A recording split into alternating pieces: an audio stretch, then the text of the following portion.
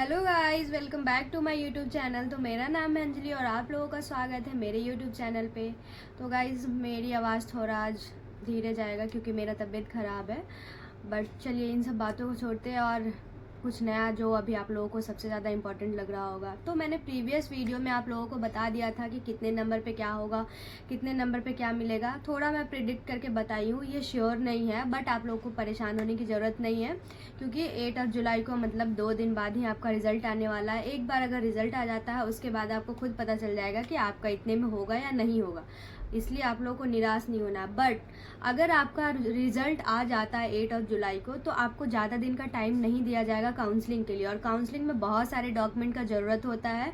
तो सबसे पहले मैं आप लोगों को उसी के रिगार्डिंग वीडियो बना दे रही हूँ, उसके बाद मैं काउंसलिंग प्रोसीजर कैसे होता है उसको लेकर के बनाऊँगी। और मैं आपको बता देती हूँ कि डॉक्यूमेंट क्या क्या उसमें ज़रूरत होता है, क्योंकि बहुत सारे केस में क्या होता है ना कि बच्चे का तो आ जाता है लिस्ट में नाम, लेकिन उसके पास डॉक्यूमेंट नहीं होता है, तो थोड़ा प्रॉब्लम होता है एडमिशन होने में। तो प्रॉब्लम ना हो इसके रिगार्डिंग मैं एक अच्छा सा वीडियो बना देती हूँ ताकि पहले ही आप लोग बना लो। और कुछ लोग मेरे से पूछ भी रहे थे कि कैसे क्या करना है नहीं करना है, तो मैं सोची मैं इसको बना देती हूँ। तो चलिए सबसे पहले मैं स्टार्ट करती हूँ। मेरे पास मेरा जो एडमिशन हुआ था लास्ट ईयर, तो उस टाइम का मेरे पास है एक्नॉलेजमेंट फॉर्म जिसमें लिखा हुआ है सब कुछ कि कैसे क्या उसमें लिखते हैं, सॉरी कैसे क्या उसमें चाहिए होता है, तो वो सारा कुछ इसमें करते हैं। तो ये है आपका वो जो फॉर्म जिसमें लिखा हुआ है कि क्या क्या चाहिए होगा, जिसमें मैं यहाँ पे अपना नाम और ये सब कुछ हटा देती हूँ क्योंकि इसमें मेरे कुछ नाम वगैरह और डॉक्यूमेंट्स है, तो वो मैं हटा दे रही हूँ। बाकी नीचे मैं दिखा रही हूँ यहाँ पे क्या क्या डॉक्यूमेंट चाहिए होगा, मैं यहाँ पास से दिखा दे रही हूँ और मैं अपलोड भी कर दूँगी ताकि आप लोग उसको पढ़ लेना, ठीक है। तो सबसे पहले मैं स्टार्ट करती हूँ कि चाहिए क्या होगा। तो आपने जब एडमिशन फॉर्म भरा होगा, जब CET का फॉर्म जब आया था तब आपने एडमिशन फॉर्म भरा था, उस टाइम आपका एक एप्लीकेशन फॉर्म आया होगा। जब आपने एडमिशन के लिए फॉर्म अप्लाई किया होगा, एप्लीकेशन फॉर्म जिसमें आप अपना 12th का 10th का मार्कशीट वगैरह सब कुछ अपलोड करके आप कौन से क्लास में है, क्या है, नहीं है, इन सब चीज़ के लिए आप लोग उसमें लिखे होंगे। मतलब एज अ आइडेंटिटी आप उसमें दे रहे हैं, उसके बाद ही आप एग्ज़ाम देने के लिए आपका एडमिट कार्ड वगैरह आता है, तो उसके लिए होता है, ठीक है।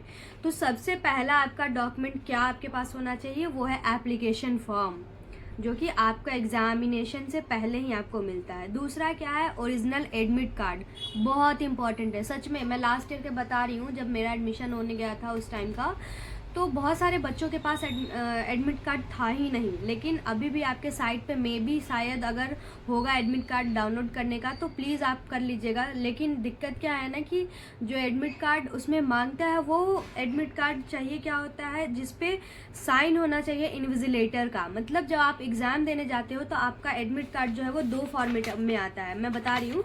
जैसे ये एडमिट कार्ड हो गया, ठीक है। तो एक होता है एडमिट कार्ड का यहाँ तक पोर्शन जिसमें आपका हाफ डिटेल्स रहता है और फिर इधर हाफ डिटेल्स रहता है। तो एग्जामिनर क्या करता है, आपका ये जो डिटेल्स है ये आपको दे देता है और ये वो रख लेता है। मेरे से किसी ने पूछा भी था कमेंट में, तो मैं उसको बताई थी अगर आपके पास होना चाहिए, नहीं है तो फिर तो थोड़ा प्रॉब्लम है। तो दूसरा क्या हो गया, आपका ओरिजिनल एडमिट कार्ड जिसपे क्या होना चाहिए, इन्विजिलेटर का साइन। अगर नहीं भी है इन्विजिलेटर का साइन तो एटलीस्ट आपके पास होना चाहिए, रख लीजिएगा क्योंकि थोड़ा कंपनसेट तो कर सकते हैं। बट मैं आपको बता दे रही हूँ जो जो चाहिए होगा उसके रिगार्डिंग। तीसरा क्या है, आपका रैंक कार्ड। मतलब अभी 8 जुलाई को आपका जब रिजल्ट आएगा तो आपको क्या करना है, आपका रैंक कार्ड डाउनलोड करके और रख लेना है। सच में सबसे इम्पॉर्टेंट यही होता है। अगर आपके पास आपका रैंक कार्ड नहीं होगा तो बहुत प्रॉब्लम होगा। अगर आपको तीनों राउंड में से किसी में अगर आपका एडमिशन नहीं हुआ और अगर आप मोपअप में जा रहे हैं तो उसमें रैंक कार्ड के अकॉर्डिंग ही वहाँ पे अटेंडेंस लगती है। तो अगर आपके पास रैंक कार्ड नहीं होगा, सच में मैं बता रही हूँ बहुत प्रॉब्लम होगा बहुत, तो आपको रैंक कार्ड भी रख लेना है। चौथा क्या है, आपका चॉइस फिलिंग, यानी कि रैंक कार्ड आपका आने के बाद क्या आता है, choice filling and locking later. आप कौन सा कॉलेज सेलेक्ट कर रहे हैं, कौन सा कॉलेज आपके चॉइस फिलिंग में है, उसी के बेसिस पे आपका एडमिशन जो है वो होगा। अगर आपने किसी कॉलेज को सेलेक्ट नहीं किया, बस एक ही दिल्ली का कॉलेज सेलेक्ट किया और आपके रैंक बहुत अच्छे हैं, आप मोपअप में जाएंगे तो आपको मिल भी सकता है, बट अगर आपने सेलेक्ट नहीं किया है तो प्रॉब्लम होगा, आपको एडमिशन आपका नहीं मिला है, क्योंकि आपका चॉइस फिलिंग में जितना कॉलेज रखा गया है, जितना कॉलेज आपने दिया है, उसी के अकॉर्डिंग आपको मोपअप में भी एडमिशन मिलता है। तो ये भी बात आप ध्यान में रखिएगा। चौथा क्या है आपका, 10th का आपका जो सर्टिफिकेट होता है, जो कि जिसमें आपका date of birth as a proof उसमें लिखा होता है, क्योंकि सबसे पहला सर्टिफिकेट हमारा वही होता है। तो आपको 5 नंबर पे क्या आ गया, आपका 10th का मार्कशीट होना चाहिए और सर्टिफिकेट। यानी कि अगर आपका CBSE बोर्ड है तो सिर्फ आपके पास मार्कशीट होगा, लेकिन आप अगर किसी स्टेट बोर्ड से है तो आपके पास सर्टिफिकेट भी होगा। उसमें सर्टिफिकेट देता है जिसमें लिखा होता है कि आप किस डिवीज़न से पास किए, किस ईयर में पास किए। तो ये उसके बाद आपका आ गया फिर certificate and marksheet of qualifying examination issue by the board और द यूनिवर्सिटी। तो वो होना चाहिए, यानी कि 10th और 12th दोनों का मार्कशीट होना चाहिए। या फिर आप जो एग्ज़ाम इस बार 2026 में दे रहे हैं, इससे पहले आपने लास्ट कौन सा यूनिवर्सिटी एग्ज़ाम क्वालिफाई किया है उसके मार्कशीट भी आपके पास होने चाहिए। उसके बाद आपका आ जाता है CLC, यानी कि college leaving certificate, character certificate. ये सारा कुछ आपके कॉलेज से मिलता है। जितना जल्दी हो सके आप कॉलेज से जाकर के ले लेना, क्योंकि स्कूल से, कॉलेज से, जहाँ से भी लेना आप ले लेना, क्योंकि बहुत प्रॉब्लम होता है। ये चाहिए होता है, क्योंकि होता क्या है, आप किसी स्टेट बोर्ड से पढ़ के आ रहे हैं, उसके बाद किसी अदर स्टेट में जा रहे हैं, तो वहाँ पे माइग्रेशन, CLC, ये सब चीज़ बहुत इंपॉर्टेंट होता है, तो आपके पास होने चाहिए।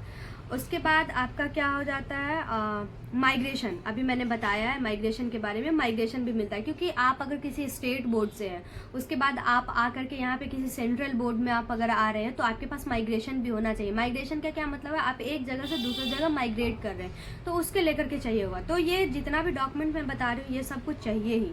उसके बाद आपका आ जाता है सेल्फ डिक्लेरेशन और गैप।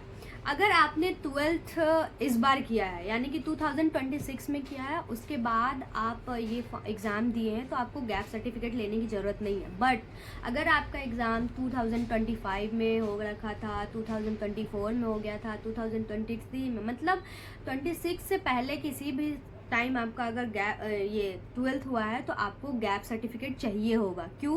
क्योंकि वो दिखाना होता है कि आप इतने टाइम में कुछ भी नहीं किए हैं, आपका ये गैप पीरियड है और उसके लिए आप ये सर्टिफिकेट दे रहे हैं। और ये बनता कहाँ है, ये भी मैं आपको लास्ट में बता दूंगी। अभी सबसे पहले मैं बताती हूँ कि क्या क्या डॉक्यूमेंट चाहिए होता है।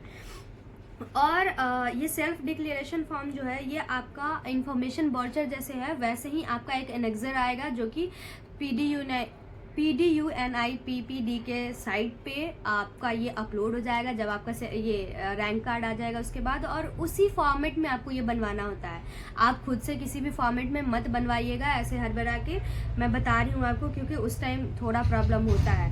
ठीक है। उसके बाद आपको चाहिए होता है रिसेंट फोटोग्राफ, सबसे ज़्यादा इंपॉर्टेंट। जो फोटोग्राफ्स आपने अपने एग्ज़ाम के टाइम में एडमिट कार्ड में दिया होगा, आप प्रेफर कीजिएगा कि वही फोटोग्राफ्स आपके पास हो। और यहाँ पे तो 4 लिखा हुआ है, बट आई वुड सजेस्ट कि आप लोग मिनिमम 10 तक तो रख लो, क्योंकि कुछ भी प्रॉब्लम हो सकता है, कुछ भी बोल सकते हैं। इससे अच्छा है कि आपके पास हो, नहीं होने से तो अच्छा है कि कुछ हो। उसके बाद आपका आ जाता है आधार कार्ड। आधार कार्ड तो चाहिए ही चाहिए, आधार कार्ड, पैन कार्ड, कुछ भी ले जाओ वो चाहिए होता है। उसके बाद आपका आ जाता है सर्टिफिकेट ऑफ मेडिकल फिटनेस। सच में मेरे टाइम में भी मैं बहुत परेशान हुई थी, बहुत, क्योंकि उसमें इतने सारे कुछ मांग रहे थे, ये दो वो दो। तो आप अभी ही जा करके बनवा लीजिएगा। अगर मेरे पास वो फॉर्मेट होगा तो मैं अपलोड कर दूंगी, या फिर मैं मेरे टेलीग्राम का ID रख दूंगी, उस पर आप जा करके मैसेज करना, मैं आप लोगों को भेज दूंगी टेलीग्राम पे। क्योंकि वो अपना फॉर्मेट उन लोगों का होता है, और उसी फॉर्मेट में उन लोगों को चाहिए होता है आपका मेडिकल सर्टिफिकेट हो या फिर कुछ भी। और आपका आ जाता है बायोडाटा, जिसको एक्नॉलेजमेंट फॉर्म बोलते हैं, जिसमें आपका आइडेंटिटी कार्ड, लाइब्रेरी कार्ड, ये सब बनता है, तो उसके लिए चाहिए होता है। तो ये सारा कुछ जो मैंने आपको बताया है, ये सब कुछ आपको आपके जो इंफॉर्मेशन साइट है, मतलब सॉरी कॉलेज का जो साइट है उसी पे मिलेगा, और उसी से PDF डाउनलोड करके उसके बाद बनाना है। आप लोग को अगर चाहिए होगा तो मैं टेलीग्राम का लिंक अपना दे दूंगी, उसमें आप लोग मैसेज करना, मैं भेज दूंगी सबको। और भी जो डॉक्यूमेंट चाहिए होता है, जैसे सीट अलॉटमेंट लेटर, आपको अगर कोई सीट अलॉट हो गया कि हाँ आपका ये PDNUPID में BPO आपको कोर्स मिला, BPT आपको कोर्स मिला, PT कुछ भी आपको कोर्स मिला, तो उसका सीट अलॉटमेंट लेटर होता है, उसको भी डाउनलोड करना है। क्योंकि जब आप फिजिकल वेरिफिकेशन के लिए ऑफलाइन जाओगे तो वो सीट अलॉटमेंट लेटर दिखाना होता है वहाँ पे। ठीक है। उसके बाद इंटीमेशन लेटर भी होता है, वो भी फ्रीज और फ्लोट आप अगर कर रहे हैं, जैसे किसी को फर्स्ट राउंड में कॉलेज मिल जाता है बट वो नहीं लेना चाहता है, उसको सेकंड राउंड में उसके चॉइस का कॉलेज मिल गया, तो आप जब फ्रीज और फ्लोट कर रहे हो उस टाइम भी आपका आएगा, उसको डाउनलोड करना है, वो PDF भी चाहिए होता है जब आप एडमिशन किसी और कॉलेज में लेने जाते हो तब। क्यों? क्योंकि फ्रीज और फ्लोट करने के टाइम में क्या होता है कि 10,000 रुपीज़ हम ऑनलाइन उस समय पेमेंट करते हैं, और अगर आपके पास कोई प्रूफ नहीं होगा कि हाँ हम पेमेंट किए हैं, तो आपका जो पेमेंट जो है वो आपको रिफंड नहीं मिलेगा, क्योंकि 10,000 जो है आपका जब कॉलेज खत्म होगा तब आपको वो रिफंड कर दिया जाता है। ठीक है, तो ये सारा जो डॉक्यूमेंट था वो तो मैं आपको बता दी। उसके बाद आप आ जाइए यहाँ पे OBC और SC ST कैटेगरी के जो बच्चे हैं उनके लिए बहुत इंपॉर्टेंट, और EWS इनके लिए, मतलब मैं सच बता रही हूँ ये बहुत इंपॉर्टेंट होता है, और PWD स्टूडेंट जो होते हैं उनके लिए भी। क्यों? क्योंकि हमारा कास्ट सर्टिफिकेट चाहिए होता है। जब आपने एग्जामिनेशन फॉर्म भरा होगा उस टाइम भी आपसे कास्ट सर्टिफिकेट मांगा होगा, तो जो OBC बच्चे हैं उनको रिजर्वेशन किस बेसिस पे मिलेगा? जब तक आपके पास कोई आपका ID प्रूफ नहीं रहेगा कि मैं इस कास्ट से हूँ और मेरा ये प्रूफ है, आपको रिजर्वेशन नहीं मिलेगा। उसके बाद आप कॉलेज में भी जब जाते हो तो वहाँ पे भी बहुत सारे क्राइटेरिया होते हैं, आप जब आइएगा कॉलेज में तो देख लीजिएगा। लेकिन मैं आपको बता दे रही हूँ जो SC ST OBC और EWS के जो बच्चे हैं उन लोगों को उनका जो क्या बोलते हैं उसको, sorry I forget this things, like आपको ST OBC EWS और SC इन सबों को अपना कास्ट सर्टिफिकेट बनवाना होगा, क्योंकि इनके बेसिस पे उनको रिजर्वेशन मिलेगा, और अगर आपको रिजर्वेशन मिल रहा है तो आपको सीट भी मिलेगा, इसलिए आपको बनवाना है। और मोस्ट इम्पॉर्टेंट, लास्ट ईयर क्या हुआ था हमारे टाइम में, हम ऐसे मांग दिया गया था कि आपका जो कास्ट सर्टिफिकेट है वो 1 अप्रैल से बाद का होना चाहिए, मतलब 1 अप्रैल से अगर पहले का है, 1 अप्रैल 2025 से पहले का है, यानी कि इवन 13 मार्च तक का भी है तो आपका नहीं होगा, मतलब उसके बाद का ही चाहिए होगा। तो अभी भी थोड़ा सा टाइम है, प्लीज़ आप लोग जल्दी जल्दी भर लो। और OBC NCL चाहिए, यानी कि नॉन क्रीमी लेयर, एकदम अच्छे से सुन लीजिए प्लीज़, मैं रिपीट कर दे रही हूँ, NCL ही चाहिए होगा।